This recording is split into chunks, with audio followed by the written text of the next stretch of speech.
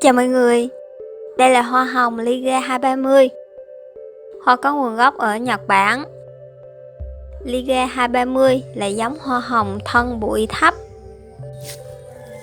Hoa có màu đỏ hoặc hồng trộn lẫn khá lạ mắt. Bạn có thể tham khảo thêm giống hoa hồng Red Intuition cũng có màu cánh tương tự nha. Mình có đính kèm link ở phía dưới phần mô tả nhé.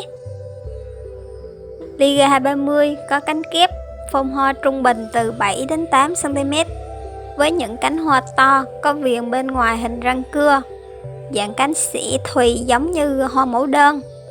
Các cánh hoa xếp đều đặn xen kẽ nhau, ôm lấy nhị hoa màu vàng tươi ở giữa rất nổi bật, từ đó tạo nên một bông hoa vô cùng cuốn hút và bắt mắt.